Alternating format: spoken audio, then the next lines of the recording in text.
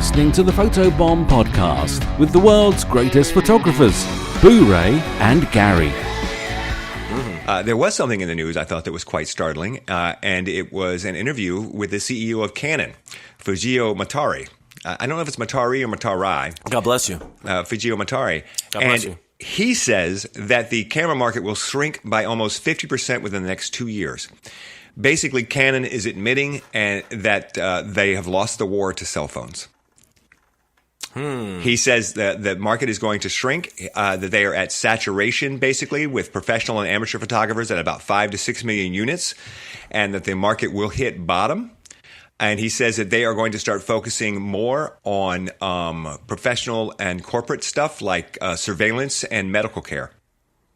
Well, Canon, I think the camera division isn't even close to the biggest thing they got going on. Right, but I mean, this is a big thing for him to actually come right out and say, yeah, we can't compete against the smartphones, and we're just not going to really try and win that fight. We're not going to win that fight. So we're going to cap out at 5 to 6 million units for the professional and amateur photographers who are still buying, but we are going to be shifting more of our energy into other parts of our business and away from trying to be the major player in photography that we have always been. This is huge. I mean, and it's also, also what does it say about Fuji and Sony and how they are the leaders in mirrorless right now? Sony, don't expect Canon to be coming too hard at you, to try and recapture that market. Because he's admitting we've lost that market, as far as Canon is concerned, is not big enough because of the cell phones. The market for cameras is not big enough for us to be putting as much into it as we'd like to. I just don't know if there's anything terribly surprising about that, to be honest with you. Yeah. I mean, because really, if you think about it, before smartphones had great cameras in them, you had to buy a camera if you wanted to take pictures and have memories, and now you don't have to. So your average person has very little incentive.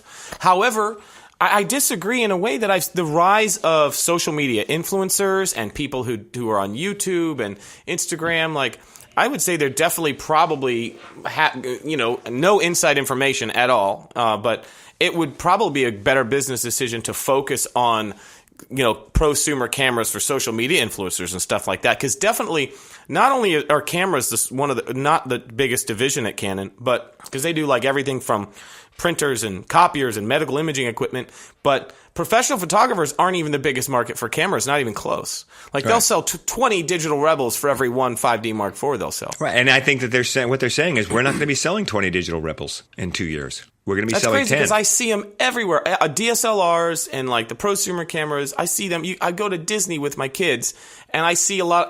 Obviously, you see everybody's on a cell phone, but I see tons and tons of DSLRs, little mirrorless cameras. I still see lots of cameras. Yeah, but I went to my daughter's choir concert a couple nights ago on Friday, and you go there and you look around that room. And you look at how many people are holding up cameras to take pictures of the choir, and how many people are holding up phones. And you compare that to 10 years ago.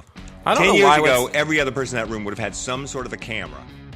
Hey guys, Gary here. If you like what you see, don't forget to subscribe to our channel here. You can check out some awesome new videos here, and go into the description of this video and you can get a link to where you can subscribe to the podcast and listen to the entire episode. We'd love to see you there. Thanks for watching.